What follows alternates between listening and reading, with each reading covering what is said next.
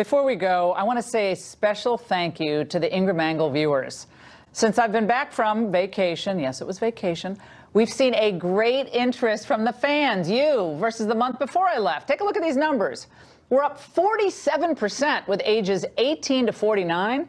We're up 42% ages 25 to 54, and up 32% with ages 35 to 64.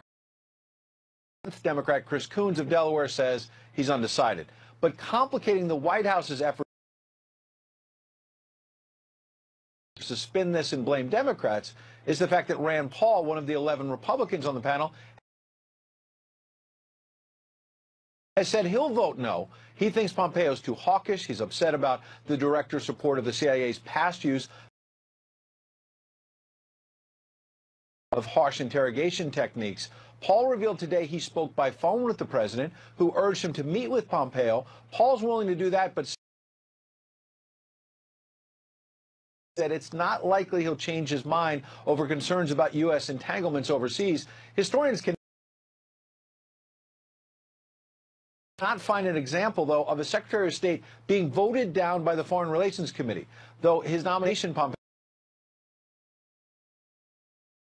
could still be sent to the Senate floor for an up or down vote, with the Republican slim majority and Senator John McCain unlikely to vote because of his health. The White House has to get some Democrats on board. That's why Pompeo met with Claire McCaskill, a Democrat facing a tough re-election in a red state, and sounded positive after meeting with another moderate Democrat, Mark Warner. Watch. How did your meeting with Senator Warner go?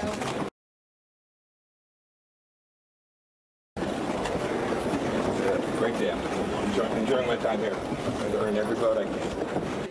I will say this about Rand Paul. He's never let me down. Rand Paul is a very special guy as far as I'm concerned. He's never let me down. And I don't think he'll let us down again. So let's see what happens. But if Paul does let him down, the president's going to have to count on some Democrats from red states, Joe Manchin, Heidi Heitkamp, maybe Joe Donnelly from Indiana. So much on the line in terms of America's standing in the world that you've got some of the president's advisors saying it's simply dangerous to be blocking his Secretary of State nominee when there's so much important diplomacy to be done, Shannon. All right, it's one of the arguments they are making. Ed Henry, thank you very much. The president's critics say the White House is hyping Pompeo's trip to bolster his image before the Senate Foreign Relations Committee has to vote on his nomination to head the State Department.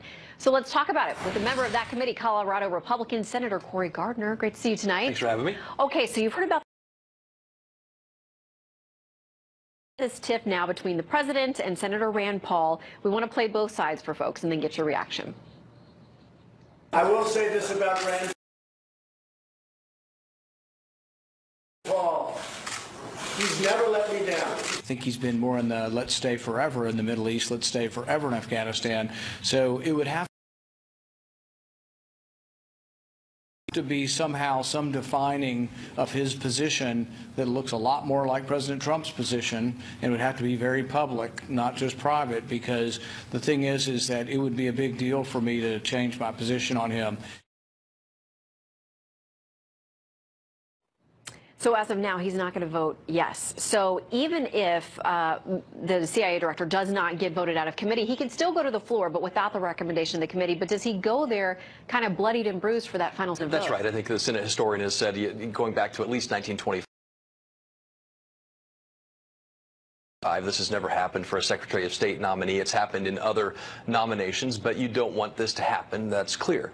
There really is no good reason to vote against Mike Pompeo. I mean, the panel voted, previously members on it have voted for Mike Pompeo, both on the floor.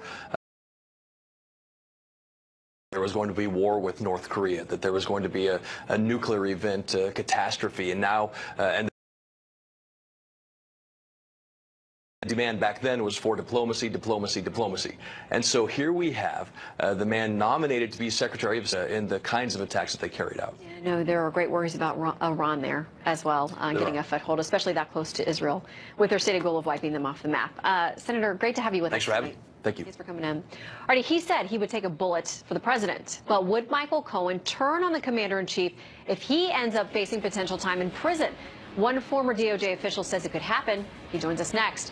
And as things heat up between James Comey and his former number 2 at the FBI, is Comey now regretting some of what's in that book? If I had it to do over again, I wouldn't put that paragraph in. I really wasn't trying to pick on Donald Trump. Are demanding a criminal probe of the officials most closely tied to the Clinton email investigation and for allegedly mishandling verified claims about then-candidate Donald Trump. Those in question: former FBI Director James Comey, Hillary Clinton, former Attorney General Loretta Lynch, former FBI Deputy Director Andrew McCabe, and FBI agents Peter Strzok and Lisa Page, and also former Acting Attorney General Sally Yates. 11 members of Congress signing a referral letter asking Attorney General Sessions and FBI Director Christopher Wray to investigate. Also today, finger-pointing ensues between former FBI Director Comey, who, as you know, is in the middle of a book tour, and his former number 2 at the FBI. They don't exactly agree on things. Here's Kristen Fisher with more on the story. Hey, Kristen. Hey, Shannon. Well, remember when it used to be that President Trump was the only one accusing Comey and McCabe of lying? But now Comey and McCabe are accusing each other of not telling the truth. Listen to how the former FBI director described his former deputy on The View just earlier today.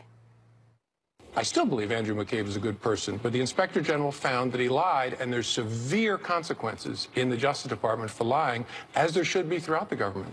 Comey also claimed that he was the one who ordered the Inspector General investigation, which ultimately led to McCabe's firing for allegedly leaking unauthorized information to the press and then lying about it multiple times under oath. The McCabe case illustrates what an organization that's committed to the truth looks like. We investigated I ordered that investigation. Now tonight, McCabe's attorney is firing back by saying neither Mr. Comey nor the Office of Inspector General is infallible, and in this case, neither of them has it right, adding the report fails to adequately address the evidence, including sworn testimony and documents that prove that Mr. McCabe advised Director Comey repeatedly that he was working with the Wall Street Journal. Director Comey, good morning. It's good to have you with us. Great to be with you. Today, Comey also fielded incoming from NBC's Savannah Guthrie as she confronted him about attacking the president's physical appearance in his new book. That was kind of, for lack of a better word, that was a little catty. Did you enjoy taking those shots at the president? No, I didn't think of them as shots, and I still don't. Really? I really don't think so. Again, maybe I'm missing it, but I think I'm describing what his hair looks like. In my head, the editor's voice kept bouncing around saying, take the reader with you, take the reader with you. What did you see? What were your impressions? As for his impressions of the Russia investigation, Comey says there is still so much that the public doesn't know, but he couldn't include it in his book because it's classified. Are there things that you know about the Russia investigation that were happening before you were fired that we haven't learned yet as a public? Yes. Can you tell me what those are? No. Who knows what else Comey will say in the coming days. His book tour continues until the end of May. That's a long book tour, Shannon. Not as long as Hillary Clinton's, which is still going. All right, Kristen Fisher, thank you very much. My pleasure. All right, one of President Trump's longtime legal advisors, Jay Goldberg, does not think he should trust his personal attorney, Michael Cohen, when push comes to shove. Tonight, Cohen's still fighting to shield those documents and all kinds of things seized in the FBI raid last week. Let's talk about it with Tom Dupree, former Deputy Assistant Attorney General at the Justice Department. Great to have you tonight. Thank you, Shannon. Okay, so let's talk a little bit about what they're arguing about in court, because all these documents and things have been taken digital and otherwise. Cohen's team says that they actually want this. They say the appointment of a special master will protect the integrity of the government's investigation from the toxic partisan politics of the day and attacks on the impartiality of the Justice Department and the U.S. Attorney's Office. So they're recommending 4 different people who were actually prosecutors in this office, the Southern District of New York. The government, meantime, says, no way, we have a team that can handle this. They don't cross over with the investigators. They go through the documents and make decisions. So what happens next? Well, what's going to happen next is the judge is going to have to figure out whether she's going to bring in a third party, a special master who will oversee the review process. Looking out all these documents is extremely complicated. It's not like you can make an absolute decision saying everything that was seized from Cohen can be looked at or everything's off limits. Instead, it's a painstaking document by document review. And so that's why judges sometimes might appoint a third person, a so-called special master, to come in and help make these very complicated decisions about whether particular documents are shielded by the attorney-client privilege or not. So for right now, the government says they're not looking through the documents. This is all hammered out. So the judge did not give Cohen's team a temporary restraining order blocking the government. Just going to have to trust that the government is being forthcoming about what they are and aren't doing. Interesting that someone representing the president, though, says that what he wants is he objects to anyone other than himself making the initial assessment of privilege, like whether these documents are covered by attorney-client privilege or not. Is that unusual that somebody would want to get involved that way? It is unusual, and honestly, that would be a very unusual order for a judge to grant. In these cases, you typically would have the government, DOJ, would set up a separate independent team called a taint team, which would review it. The idea is that the Justice Department would separate the attorneys conducting the review of the documents from attorneys who might ultimately prosecute case, so if that in the course of their review, they inadvertently look at documents that in the end they shouldn't have looked at, they won't be tainted. That's the idea. You separate those functions, and I suspect that's the process we're going to see here, either that or the judge bringing in a special master to help with the review. Yeah, just like with a jury, it's hard to make them unhear things that they weren't supposed to hear once they've heard it.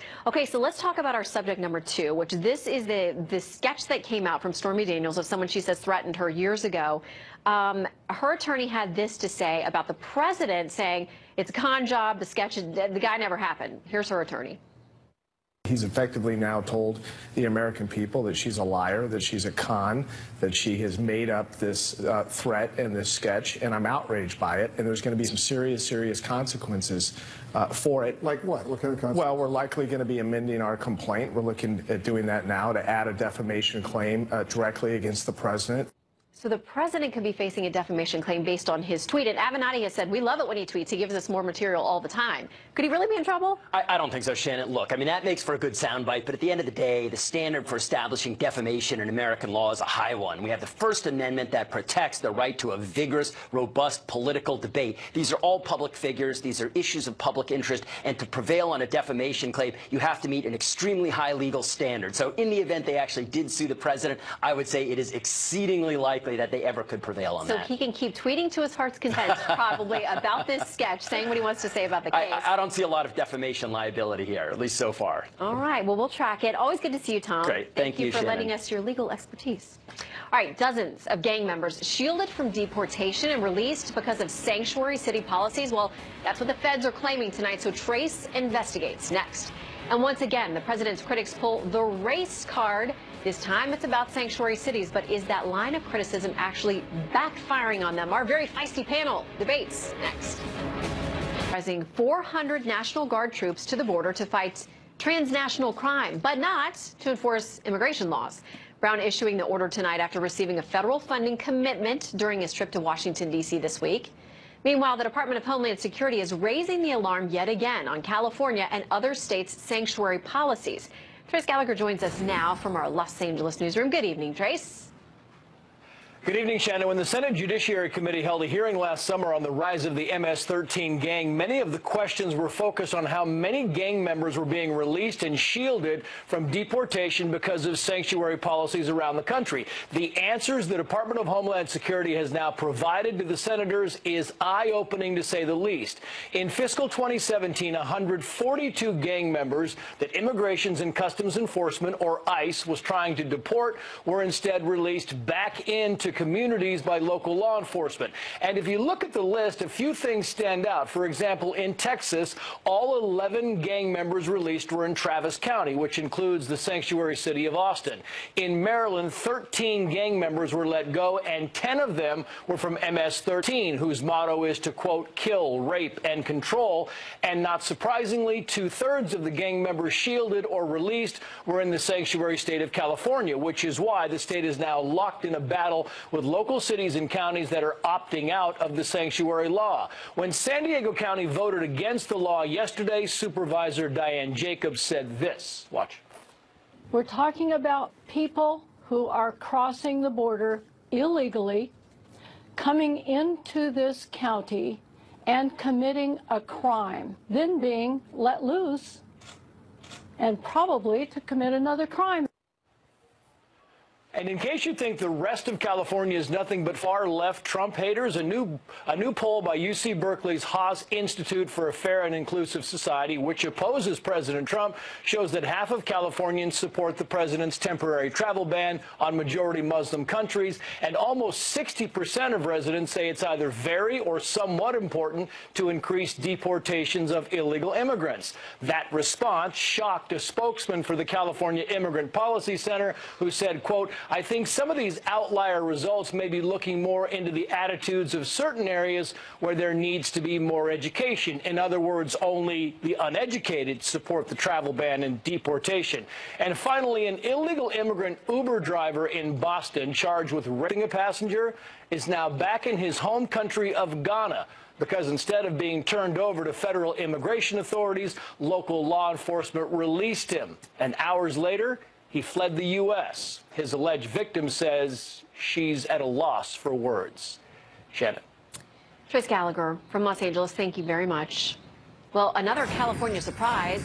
Billionaire Democrat Tom Steyer is throwing his political weight and, more importantly, potentially all his money behind Senator Dianne Feinstein's primary challenger, Kevin DeLeon. Considered more progressive than Feinstein, the California State Senate president just recently appointed an illegal immigrant to an official government post. Well, President Trump is facing backlash tonight over a tweet criticizing California's governor and the state's sanctuary policy. He tweeted this, quote, "So many sanctuary areas that want out of this ridiculous, crime-infested and breeding concept," which led one political analyst to call him a racist, saying, taken literally, the most likely explanation is that he's talking about sanctuary cities as places where undocumented immigrants breed. If that's right, there's a racial undertone in that comment, should slap you in the face. Well, tonight's panel, and they will not be slapping each other in the face. Fox News contributor and syndicated radio talk show host Leslie Marshall. WMAL radio host Larry O'Connor is also associate opinion editor at the Washington Times. And Kurt Schlichter, a senior columnist at townhall.com. See, they're in separate studios, so there'll be no physical altercations. Great to see all of you tonight. This time. Okay, so I want to start with something the ACLU had to say about this breeding concept thing that the president tweeted about. It said, no matter how loud the dog whistles, remember that border crossings are near an all-time low. Border communities are already militarized, and deploying troops for a manufactured crisis is beyond wasteful. Also, at Real Donald Trump, these are human beings, not a breeding concept. Kurt, first to you.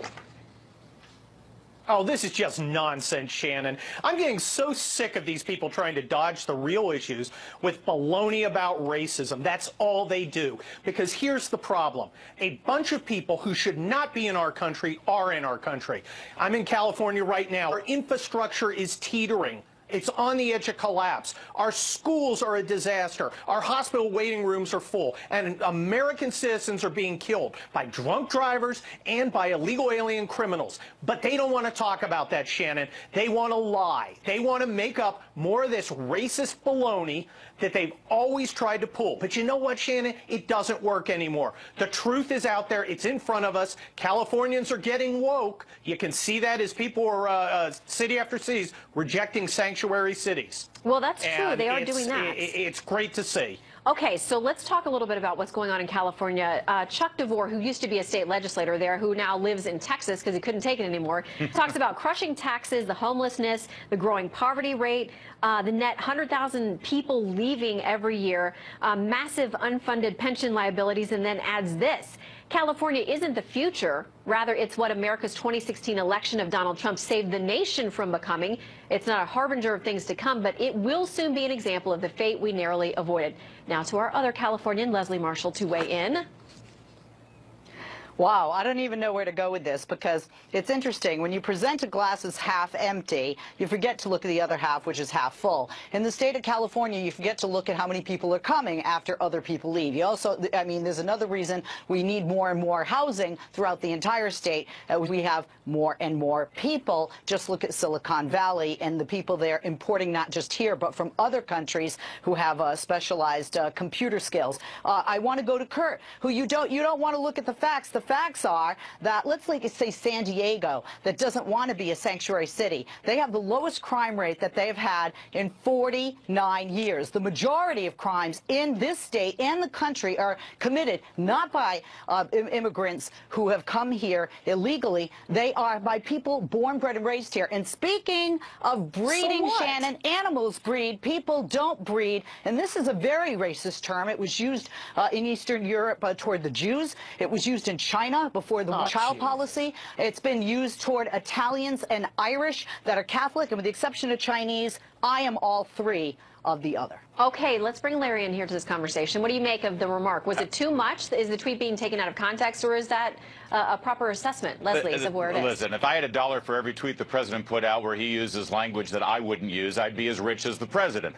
The fact is, I'm with Kurt Schlichter on this. Kurt and I think, have experienced quite a bit over the last several years, and one thing we've learned is when the left is losing an argument, they call you a racist, and they are losing this argument. 59% of Californians are with the president on these deportations. Leslie has a lot of numbers and a lot of facts, but there's one fact that she's avoiding here, and that is this: these people come to the country illegally or stay in this country illegally. That's the first infraction. The second, if they're working here, then they continue to break the law because they're not supposed to be working here. And thirdly, if they are in police custody asking for sanctuary from federal officials, it means they've broken the law a third time, and the American people understand this, that they're breaking the law, they continue to break the law, they don't deserve the honor of being in this country. And if they want to the Democrats want to nationalize this issue and not make it just about California, but make this all about the 2018 midterm elections, I'm absolutely thrilled with that. I mean, they tried to do that last time, and isn't President Hillary Clinton doing a great job? Okay, okay. Let me just ask you quickly, I need a yes or no, just from each of you, because you mentioned the issue of employment. Are you for or against E-Verify, in which employers would bear the punishment if they're employing people? Kurt? Oh, yes. Yes, 100%. 100%. Yes, absolutely. 100%. Leslie, as a law-abiding citizen, how are you feeling about that? Absolutely. Don't just punish the bunny for going to the carrot that's dangling. Punish those who are holding out that carrot, which are these employers and these corporations. All I can't right, so believe we all agree on end on a moment of agreement. We'll be singing Kumbaya during the commercial. Yes, none of us want to punish bunnies. Leslie, Larry, and Kurt, always great to see you guys. Thank you. Oh, no. He does. He's still going to sing during the commercial. All right, stick around for our midnight hero, Tammy Jo Schultz, the pilot of the Southwest flight that blew an engine. She landed that damaged aircraft cool, calm, and collected. A fellow military pilot. Congresswoman Martha McSally wants Tammy Jo to get the Sully treatment and more for her skill in landing that plane. McSally's here next with more on how the Southwest pilot handled it all and brought 100 frightened passengers down safely to the ground.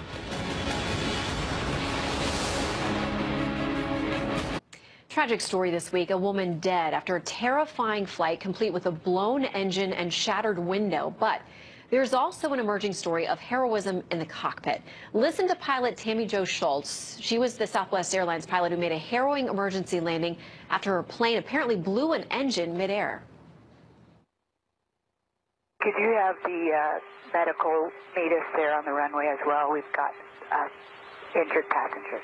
Injured passengers, okay, and is your airplane physically on fire? No, it's not on fire, but part of it's missing. They said there was a hole and someone went out. I'm sorry, you said there was a hole and somebody went out? South 1380, airport's in sight. Switching tower, it is. So cool under pressure. Joining us now, also cool under pressure, Arizona Republican Congresswoman Martha McSally, a retired Air Force colonel who wants to honor Schultz. Yourself an aviator in the military. What did you think when you heard this? Well, she's a badass, first of all. I mean, she's my hero. I think we can say that at 11 p.m. I think we can, right? Look, she paved the way for me. I mean, I was a fighter pilot, but she was a fighter pilot before, and they let her be an aggressor and an instructor pilot, but they wouldn't let her be in a combat unit. So I'm just so grateful for her. And when I saw what she did, and I listened to the whole tape from start to finish, she was just amazing, unflappable, nerves of steel. So well, proud it's of her. interesting because she had this dream of being an aviator, and so many times as a young woman she was told she couldn't do it. She says this in a book about women who are military pilots and moms. She says, I did not understand how I could have such an interest in flying, not a passing infatuation, but a real desire, and yet have no way of trying out my wings. Finally, a year after taking the Navy aviation exam, I found a recruiter who would process my application, and she was really a pioneer in this. Oh, she absolutely was. was she lived underneath an airbase, so she just looked up and saw and was inspired by it, but they just blew her off, and Air Force turned her away. But again, she got to go show that the airplane doesn't matter if you have ovaries or not, right? So she showed flying F-18s, being an aggressor, training the other pilots, that she could do it. And I'm so grateful. Now she's been flying now over 25 years, I think, for Southwest. And look, everything that we learn in our pilot training, from day one, you're a pedestrian when you show up, right? And they have to teach you how to be cool under pressure, how to be able to deal with emergencies. You have to know everything about the airplane. You got to know what we call bullface procedures, like rote in your sleep. You better rattle them off, otherwise you're going to be grounded for the day. She went through all this training for this moment in time. Like, she's a hero, and yesterday was her day. I mean, our thoughts and prayers obviously are with the Reardon family, but she saved 148 lives. Yeah, and we've gotten now a bit of a statement from Southwest, because this is story, obviously, the good and the bad of it has captured so many headlines, saying this: as captain and first officer of the crew of 5 who worked to serve our customers aboard Flight 1380 yesterday, we all feel we were simply doing our jobs. Our hearts are heavy. On behalf of the entire crew, we appreciate the outpouring of support from the public and our coworkers as we all reflect on one family's profound loss. I know she's a person of deep faith, too, and has talked about how that's helped her in flying and all that she's gone through. Yes, I was reading about that today, and I myself have done a lot of praying in cockpits. And when things go wrong, when you're in combat, when you're dealing with these emergencies, there's no doubt that she was literally praying without ceasing as she was doing her job yesterday to save all those lives. And I know it's very humble for her to say that. And I know they have to go through the interviews and the investigations, but we want to honor her. So I'm introducing a resolution in Congress to honor her and the crew for what they did yesterday, because we need to give honor where honor is due. Yeah, and she, like you said, very humble, and has said she was just doing her job. But can you give us a sense of what it's like in that moment to figure out how to get a plane like this to the ground? Again, you go through lots of training so that in the moment that something happens, like this was just catastrophic failure, our understanding is the airplane shifted 40 degrees to the left and started to descend, because it was a pretty catastrophic exchange. Obviously, the shrapnel kind of came through into the fuselage, into the window, and then what was going on with the decompression that's happening. You heard the radios as she started to descend. She had to quickly descend. We go through this whole process: maintain aircraft control, analyze the situation, take appropriate action. And then as we're prioritizing, it's aviate, navigate, communicate. And you saw the end of that is communicate, coolly and calmly what you need, what you're doing, where you're going, so that you can get everybody safely on the ground. Yeah, and you say the 3 words there. My brother is a retired naval aviator, too, and he always... I think you're the calmest people on the planet because of all that you've been through. Thank you for joining us tonight, for your service as well. Oh, absolutely, absolutely. And we're so proud. We're so proud of Captain Schultz. Well, we'll keep an eye on your resolution on the Hill as well. All right, great. Thanks. Thank you. All right, members of Congress are stepping up efforts to free Pastor Andrew Brunson. He's an American Christian accused of being a spy in Turkey. Also, what about those Iranian Christians? We've told you about them. They're being held in limbo in Austria, now facing what one human rights advocate calls a death sentence. We're going to get a progress report on both of those fronts from Congressman Mark Walker, a former pastor himself. He joins us live when we return. 35 years in a Turkish prison if convicted of spying. Turkey claims that Brunson conspired with an exiled imam who allegedly orchestrated that 2016 coup. Claims that Brunson vehemently denies. Congressman Mark Walker joins us now. Former pastor himself, he's the chairman of the Republican Study Committee, and says he's fighting to get the pastor home. Congressman, thank you so much for weighing in on this tonight, this very important case. What is going on over there? It's very frightening. You're talking about a gentleman, a wonderful Christian pastor who has lived in Turkey for more than 2 decades, raised a good portion of his family. This is an urgent situation. He has been crammed into a cell that's designed for 8 people. There's 20 other terrorists. He has lost 50 pounds, and I believe what we're trying to do is raise as much awareness that we can create some action steps. We were able to get 75 to 80 signatures even just this afternoon on a letter to the president, continuing to keep the pressure on Erdogan. Yeah, because I know that the president says he's brought this up before, face to face, and also he's been tweeting publicly saying they call him a spy. The president says, but I'm more a spy than he is. Says it's time to get him home to his family. What kind of leverage do we have with Turkey in this situation? Well, I think we have a lot of leverage. Turkey is one of the 29 NATO countries, but they're acting like an authoritarian regime, a rogue nation here. So I think we need to continue to turn up the pressure and make sure that we're sending a very clear message to Erdogan that we will not tolerate such behavior. Okay, I want to ask you about another case because we're going to keep an eye on that trial, and some people say it's nothing more than a show trial, but we will watch it and keep up to date on what's going on with Pastor Brunson. I want to ask you about these other Christians and other religious minorities out of Iran. We've reported on this before. Months ago, we were told this was going to be resolved. We had one source saying that close to the administration. So folks know what we're talking about. These folks were in Iran. They went to Austria based on a program that's supposed to get them to the U.S. eventually. They gave up their jobs, their homes. They left everything behind. Now they're trapped in Austria in limbo because now the U.S. State Department will not approve them to come to the U.S. What do you make of this? Well, I think ultimately, Shannon, our faith should rise above any kind of political posturing here, whether they're Christians or not. When people are oppressed or persecuted for their faith, America, the United States of America, has always been the home to even open up their arms to many people. World Vision and other organizations have done a great job working with such refugees. I've spent time in the Syrian refugee camps just kilometers below Syria border itself. Now, most of these refugees would love the opportunity to go back to their homeland. However, for some, specifically in this case, Christian minorities, I believe that we need to continue to put pressure even on our administration that we do need to make some space, even when this vetting process that we've talked about much, now's the time to behave in a way that really opens up our arms. Well, a bipartisan letter to Vice President Pence, who has been very outspoken on the issue of persecuted minorities, Christians and others. This letter to him says the applicants have reportedly run out of money. Living hand to mouth, the case is reaching a crisis point. As Nina Shea, an international human rights lawyer who directs the Hudson Institute Center for Religious Freedom, said, these deportations, if they get sent back to Iran, could be a death sentence for these persecuted Christians and other minorities. Now, the State Department says, listen, our safety here in the U.S. is the #1 priority. They aren't saying much more about this case, but do you see any movement coming?